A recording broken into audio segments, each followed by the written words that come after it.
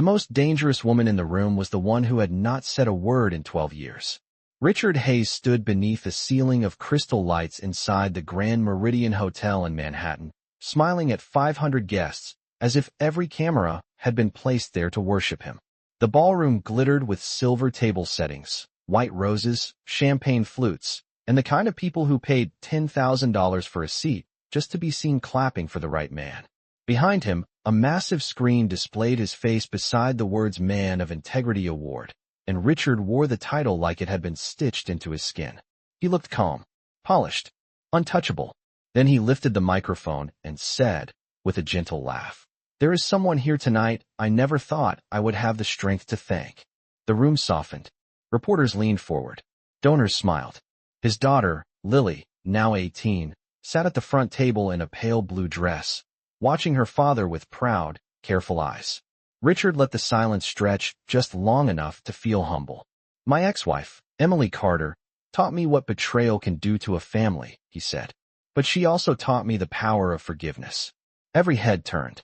At a small table near the back sat Emily Carter, wearing a simple black dress, her hands folded around a small white clutch. She did not flinch. She did not lower her eyes. She looked nothing like the unstable woman Richard had described for years. She looked steady, almost peaceful, and that bothered him more than tears ever could. Richard extended one hand toward her like a pastor inviting a sinner to the altar. "Emily," he said, his voice warm enough for the cameras, "after everything we survived, would you come up here?" The applause began slowly, then grew, because no one in that ballroom knew they were not watching forgiveness. They were watching a trap. Emily stood, one step, then another, across 30 feet of polished marble, past tables of strangers who thought they already knew her story. Richard smiled wider as she climbed the stage stairs. When she reached him, he leaned close enough that only she could hear. "Be careful," he whispered. "People still believe me." Emily looked at Lily, then back at Richard. For the first time all night, she smiled. "I know," she said, softly. "That's why I came." Richard did not understand why Emily's calm bothered him so much. He had prepared for tears. He had prepared for trembling hands, for a broken voice, for the same quiet shame he had spent 12 years teaching the world to expect from her. He had even prepared a soft little speech in case she froze, something gracious about healing, mercy, and moving forward. What he had not prepared for was Emily Carter standing beside him under the brightest lights in Manhattan, looking at him as if she had been waiting for this exact second since the day he ruined her name. The room still clapped, polite and touched, because rich people loved a redemption story when it came wrapped in black tie and tax-deductible donations. Richard turned toward the crowd and placed one hand over his heart. "When Emily and I were young," he said, "we dreamed of building a family that could survive anything. Sadly, some choices broke that dream." He paused, letting the sentence float just above accusation. He was good at that. He had always been good at saying cruel things in a gentle voice. Emily remembered the first time she noticed it, long before the charity galas, the magazine covers, the foundation boards, and the speeches about integrity.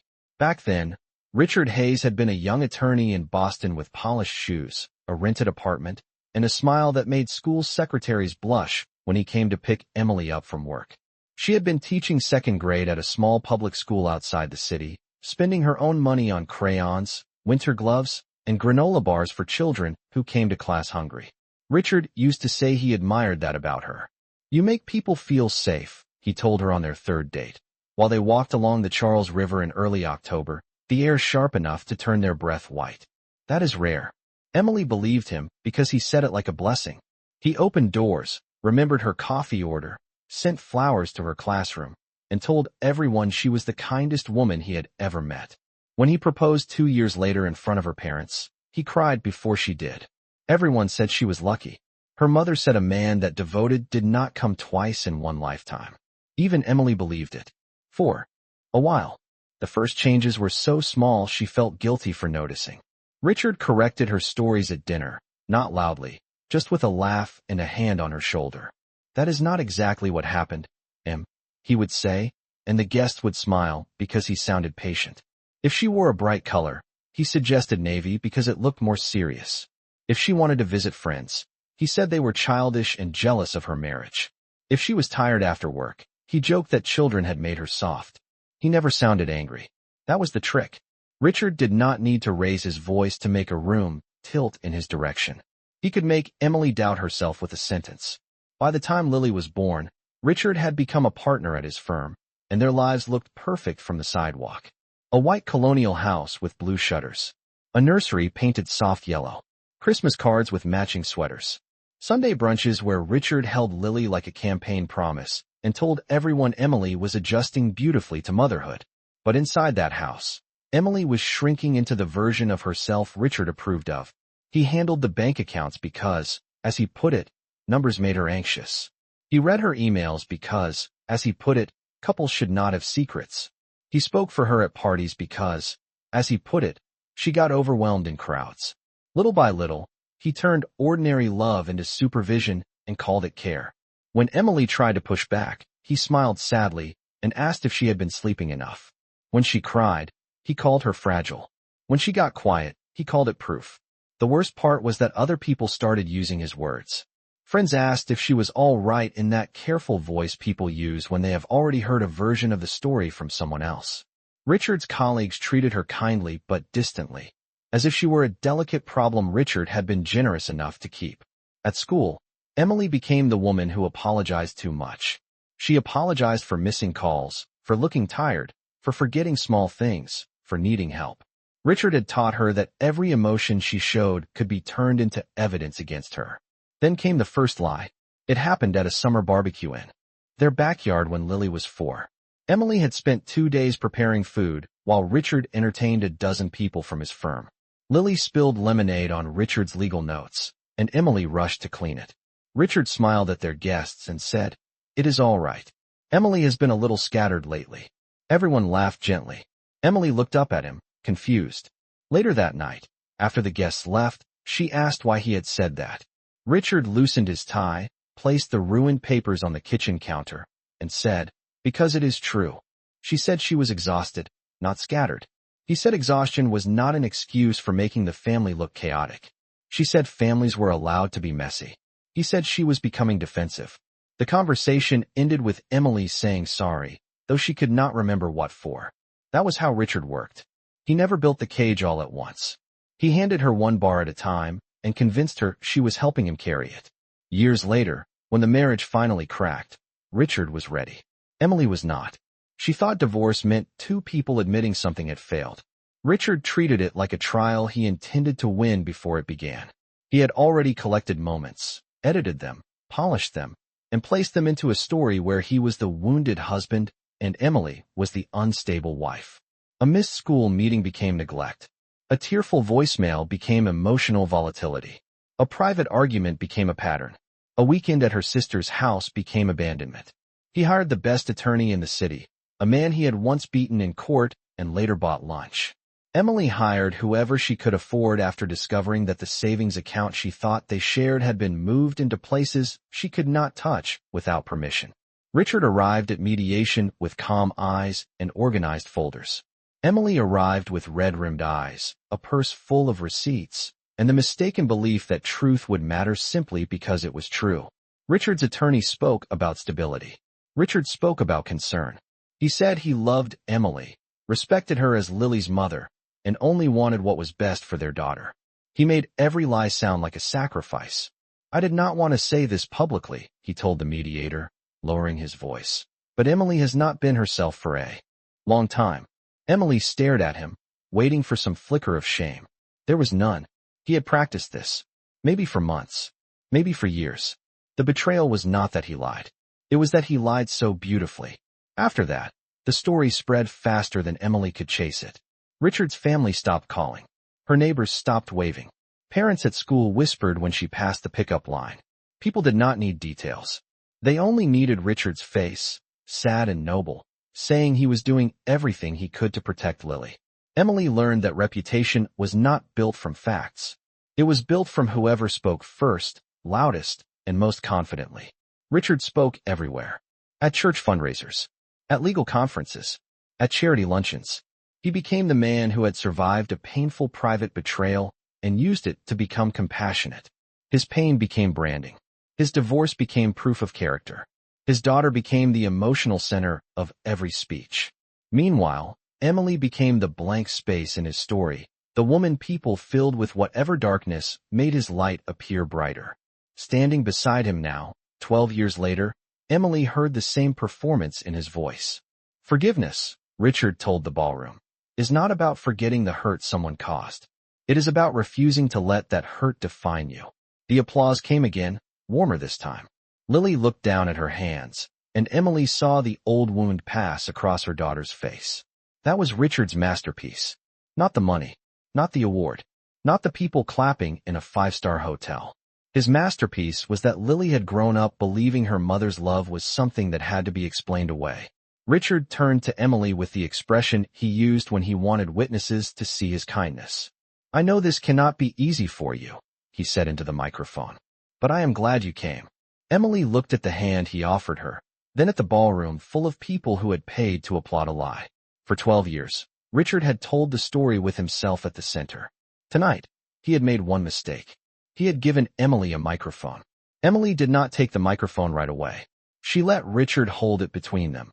Let the cameras capture his generous smile. Let every donor in the ballroom believe they were witnessing a graceful reunion between a forgiving man and the woman who had wounded him.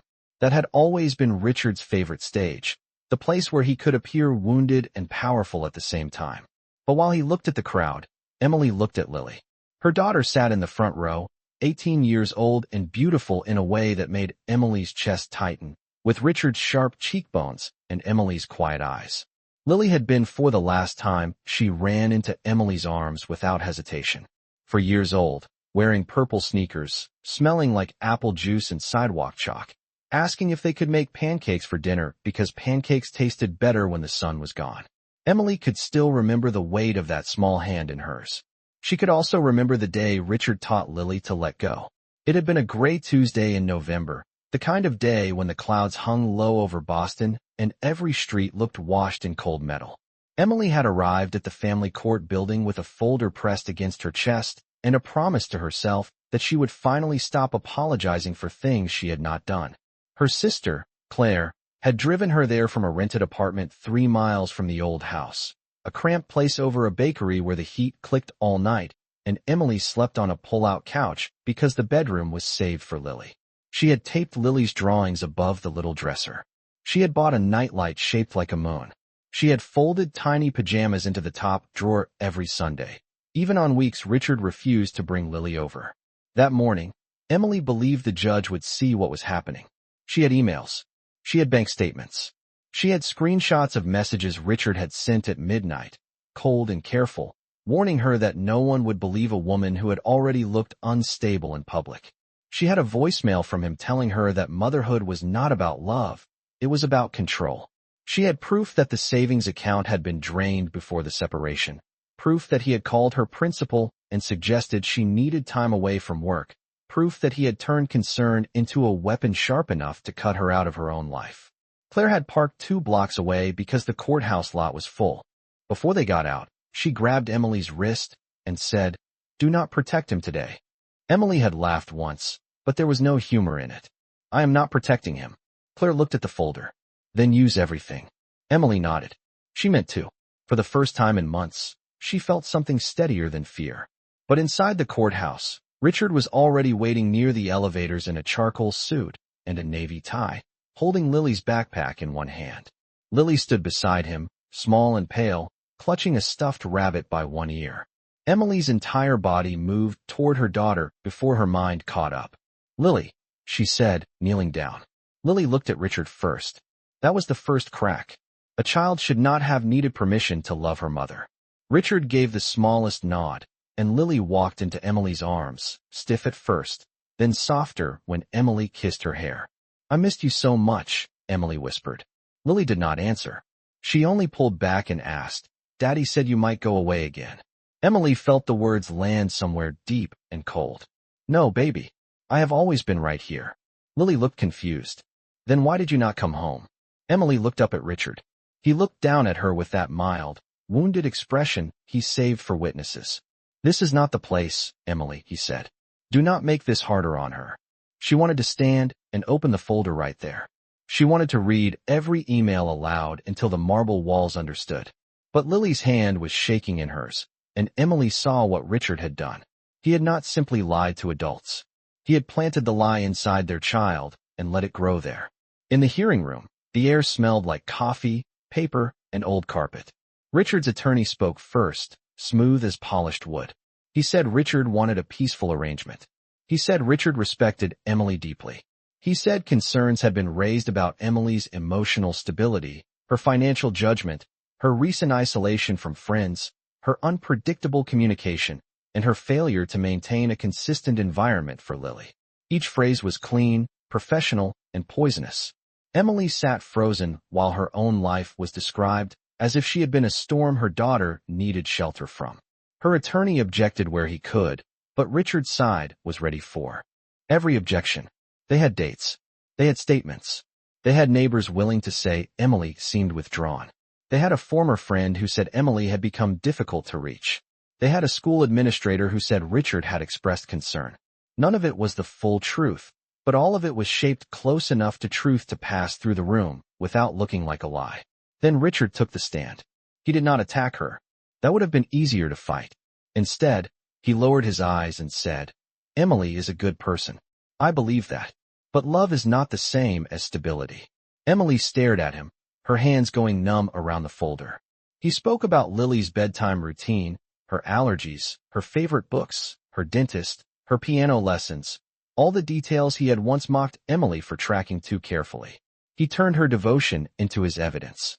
Then he said, "I want Lily to have her mother in her life when Emily is ready to be healthy for her." That sentence changed everything. Not because it was true, but because it sounded merciful.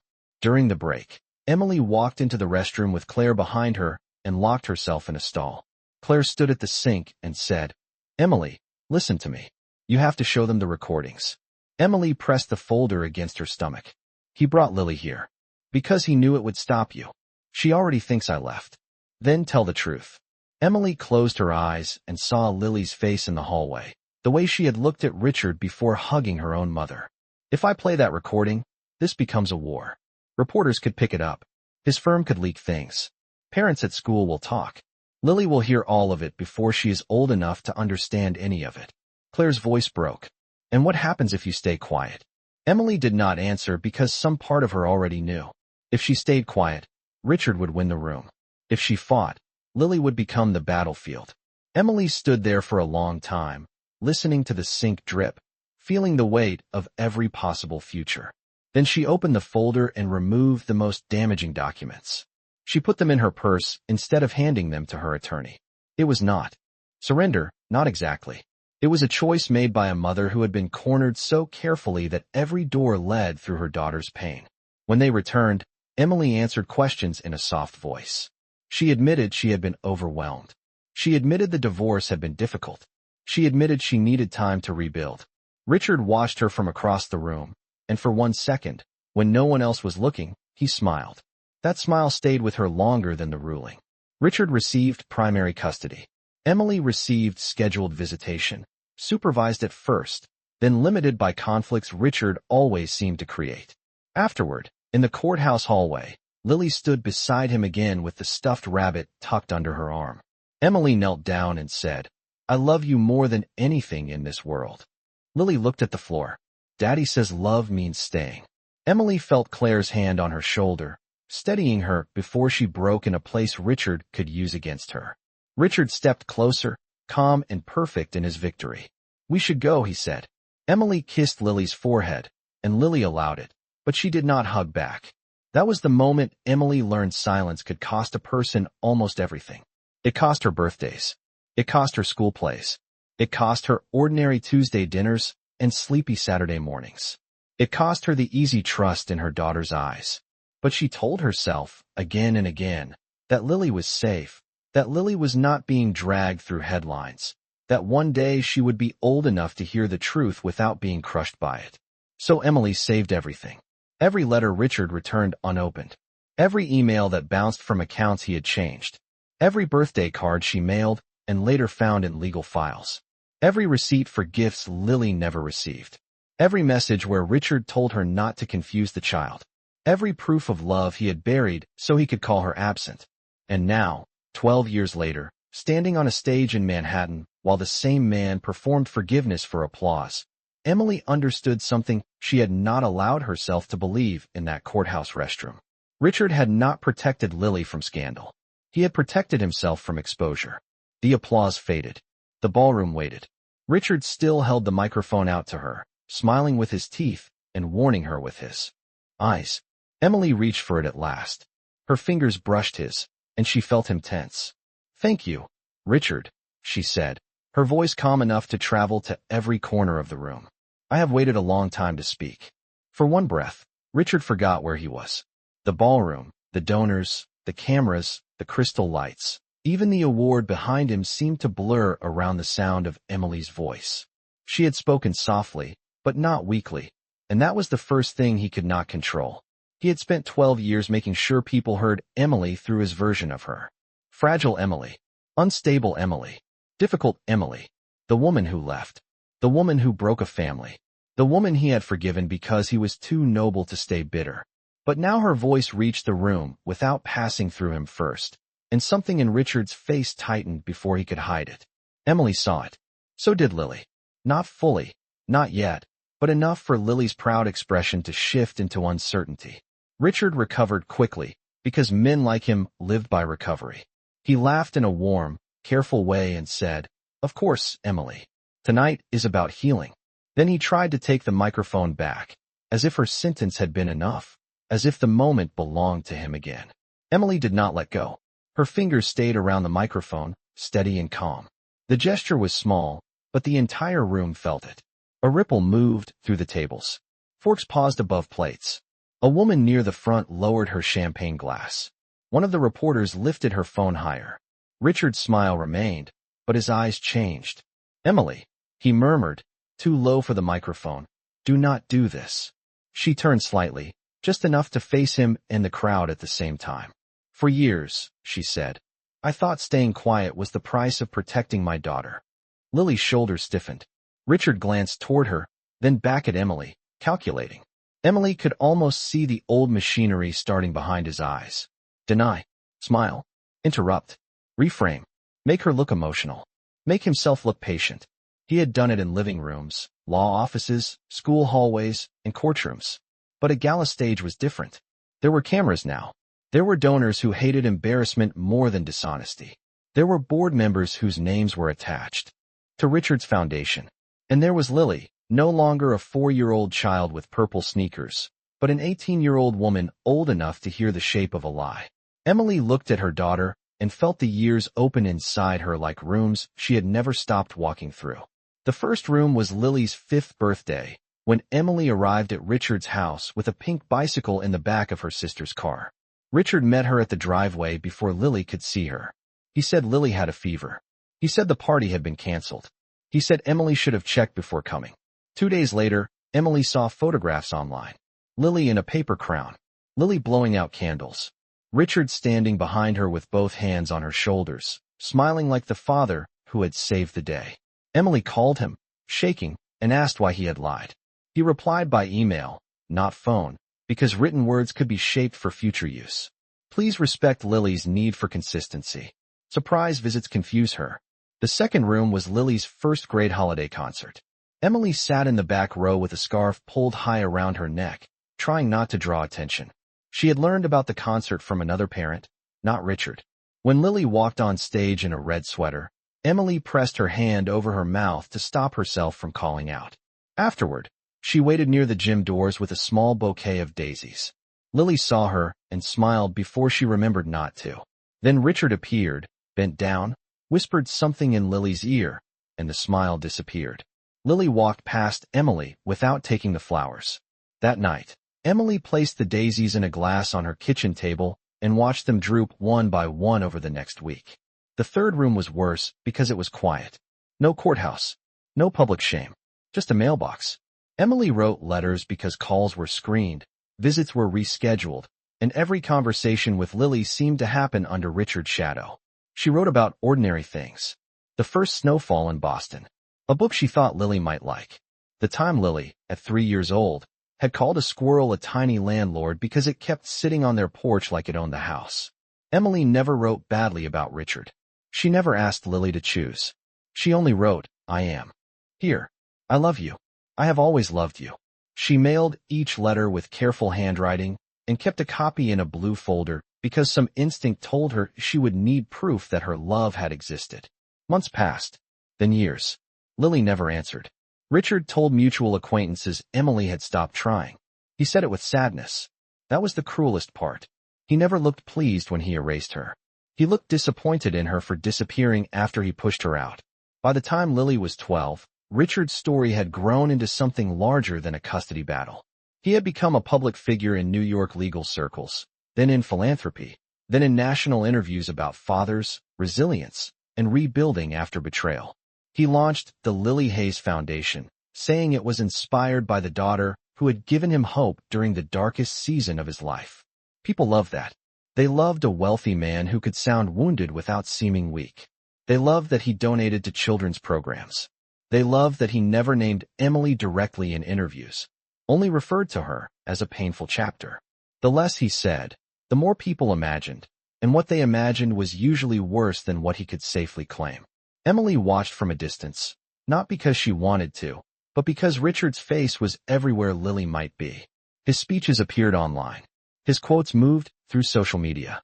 His foundation sent glossy newsletters to donors with photographs of Lily at charity events, smiling beside the father who had taught her that love meant loyalty to him. Emily saved those too. She saved everything. In her apartment, which had changed from the one over the bakery to a small place in Queens with a fire escape and a view of a brick wall, she kept a locked file box beneath her bed. Inside were copies of letters, court documents, email threads, bank records, call logs, return packages, and 3 small flash drives wrapped in tissue paper. Claire called it the truth box. Emily called it insurance, though she was not sure for whom. Maybe for Lily. Maybe for herself. Maybe for the day Richard finally became careless enough to invite her into a room full of witnesses. That day had come disguised as an envelope with thick cream paper and Richard's foundation seal pressed into the flap. The invitation arrived 6 weeks before the gala. Emily almost threw it away. She stood over the trash can for a full minute, reading the line that said Richard Hayes requests the honor of your presence. The arrogance of it made her laugh once, a dry, surprised sound. He did not just want her silence anymore. He wanted her attendance. He wanted her face in the room while he accepted an award for integrity. He wanted cameras to capture him forgiving her, because forgiveness meant nothing to Richard unless someone powerful was watching. Claire begged her not to go. "It is another setup," she said over the phone. "He is going to use you." Emily looked at the invitation on her kitchen table, beside a stack of unopened copies of letters she had once sent to Lily. "I know. Then why even consider it?" Emily did not answer immediately. Outside her window, a siren passed somewhere far below, fading into the restless noise of the city. "Because Lily will be there." Claire went quiet. Emily touched the edge of the invitation. "She is 18 now. That does not mean this will not hurt her. Everything has already hurt her. She just thinks I caused it." That night, Emily opened the truth box for the first time in almost a year. She did not cry. She had cried enough over those papers when they were new. Now she moved with the strange calm of someone preparing for surgery. Careful, because one wrong cut could damage what she was trying to save. She chose only what mattered. Not every insult. Not every manipulation. Not every humiliation. She did not need to prove Richard had been cruel in 1,000 ways. She needed to prove one thing clearly enough that Lily could not be talked out of believing it. She selected the returned birthday letters, still sealed, the postmarks visible. She selected the email where Richard instructed his assistant to redirect packages from Emily so Lily would not be confused. She selected the bank transfer records connected to a witness who had testified against her in court. She selected the old recording, the one Richard had always feared without knowing she had kept a copy. In it, his voice was calm, almost bored, as he said Emily did not need to be dangerous, only doubtful, because doubtful mothers lost credibility. Emily had not listened to that recording in years. When she pressed play in her apartment, hearing his younger voice again made the air feel thin. She stopped it after 12 seconds. 12 seconds was enough. Back in the ballroom, Richard still stood beside her, trying to smile through the silence she had created. Emily could feel the white envelope inside her clutch, light as paper, heavy as 12 years. She looked out at the room and saw people waiting for a sentimental speech. They expected regret. They expected gratitude. They expected the broken woman to thank the man who had rewritten her life. Emily raised the microphone closer. "I did not come here tonight to argue about the past," she said. Richard relaxed by half an inch, and that tiny movement told her he still believed he could survive this. Then Emily reached into her clutch. "I came because my daughter is finally old enough to receive what was kept from her." The room went still. Lily's lips parted. Richard's hand dropped to his side. And when Emily pulled out the white envelope, the color drained from his face so quickly that even the cameras caught it. The envelope looked harmless in Emily's hand, and that was what made Richard afraid of it. It was not a dramatic object. It was not thick, not torn, not marked with any warning that could explain why a man with $100 million in assets and 500 admirers in the room suddenly looked as if the floor had shifted beneath his shoes. It was plain white, sealed once, opened carefully, then sealed again with a small strip of clear tape across the flap. On the front was Lily's name in Emily's handwriting, the same rounded letters Emily had used on lunchbox notes, birthday cards, permission slips, and the labels inside winter coats when Lily was small enough to lose everything she touched. Lily stared at it from the front table, and for the first time that night, she did not look at Richard for permission to react. She looked only at the envelope. Richard stepped closer to Emily, still smiling for the room, but his voice came out thin between his teeth. "This is not appropriate." Emily did not move away from him. "No," she said softly, keeping the microphone near enough for everyone to hear. "What happened to my daughter was not appropriate." A murmur spread across the ballroom, low and uncertain, moving from table to table like a draft under closed doors. Richard turned toward the crowd with both hands slightly raised, the gesture of a reasonable man calming an unreasonable moment. "Ladies and gentlemen, I apologize. This is clearly emotional for Emily. I should have known tonight might be overwhelming." There it was. The old sentence wearing a tuxedo. Emotional. Overwhelming. Fragile. The familiar cage, lowered in public, polished enough to look like concern. For 12 years, that language had worked because Emily fought it with pain, and pain was easy for Richard to rename. But this time, Emily did not blink. She looked toward the audio technician near the side of the stage, a young man in a black shirt who had been hired to make rich people sound sincere. "There is a small flash drive in this envelope," she said. "In a moment, I am going to ask you to play one file." The technician froze, looking from Emily to Richard. Richard's face hardened. "Do not touch that system," he said, still not quite loud enough to sound panicked. A few people near the stage heard him anyway.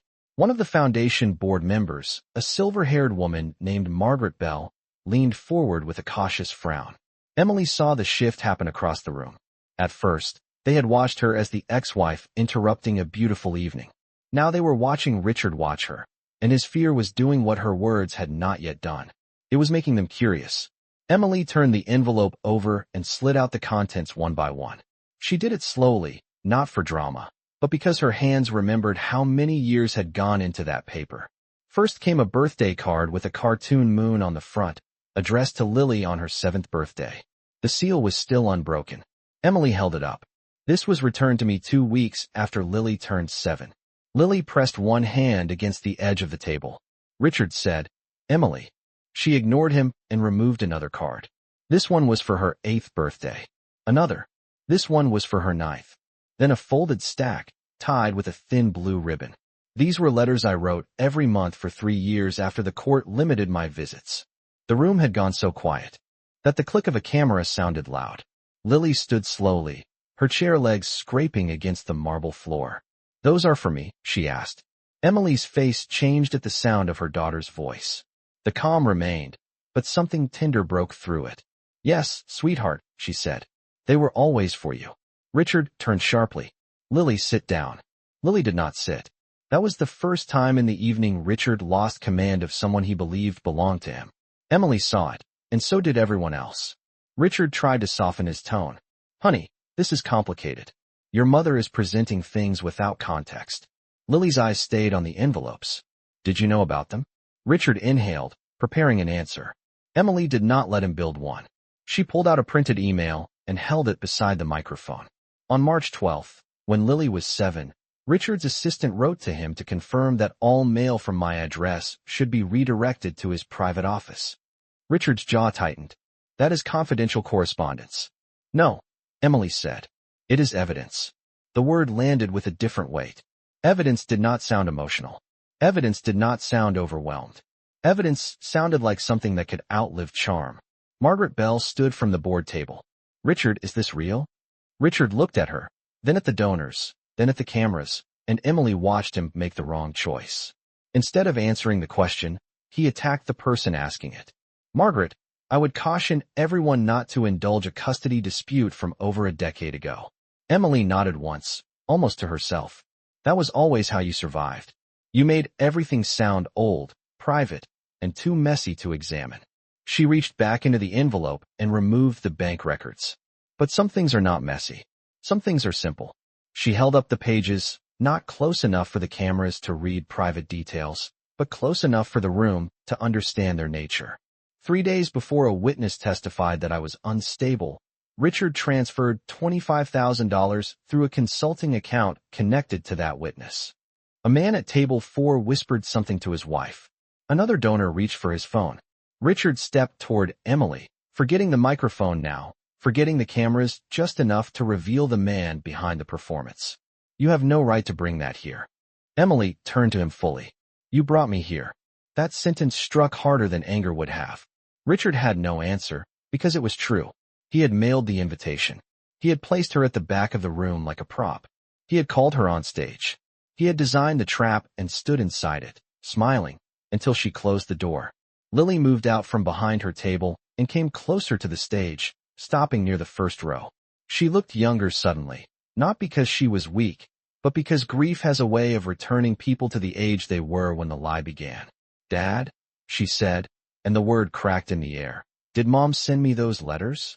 Richard's face shifted again, searching for a path, any path, back to control. Lily, your mother was not in a healthy place then. I had to make decisions that protected you. Emily closed her eyes briefly. Protected, the word that had covered everything. Then she opened them and removed the final item from the envelope, a small black flash drive. Richard saw it, and this time he did not bother pretending he was calm. Emily, he said, his voice low and urgent, think very carefully.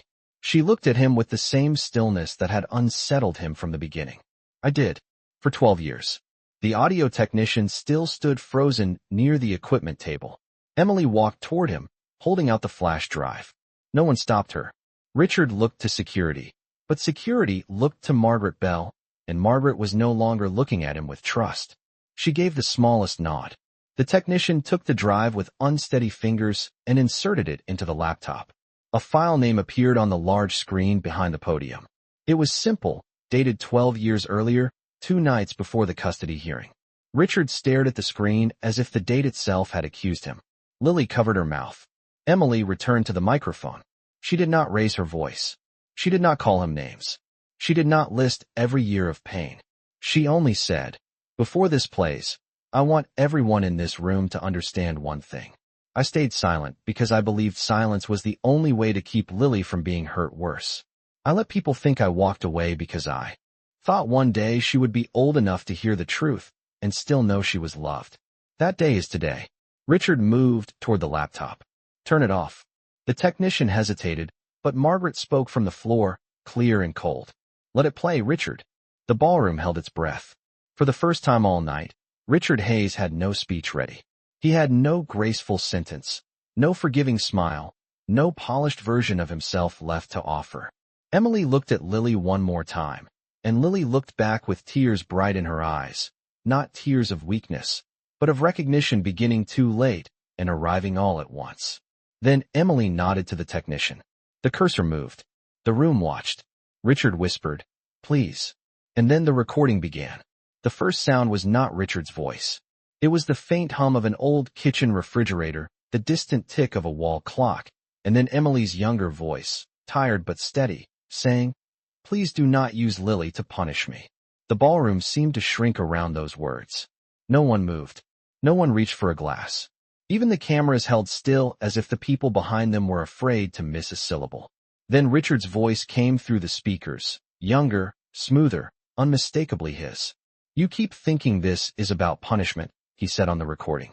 "It is about credibility. If they doubt you, they believe me. That is how these things work." Lily's face changed. Not all at once.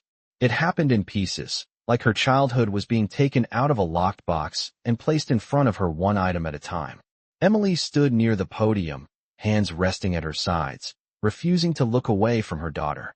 Richard, the real Richard, the one standing under the gala lights, whispered, "This is edited." But his voice had no force. It was the desperate sentence of a man who had spent too long being believed and had forgotten how to prove anything. The recording continued. Emily's voice asked, "Why did you tell her I did not want to see her?" There was a pause. Then Richard laughed softly, not with joy, but with control. "Because she is 4. She believes what the stable parent tells her." A sound moved through the room. Not a gasp exactly. Something lower. Disbelief turning into disgust. Lily stepped backward as if the words had pushed her, and Margaret Bell reached out, but Lily did not take her hand. She was staring at her father. Richard lifted both palms. "Lily, listen to me. That was 12 years ago.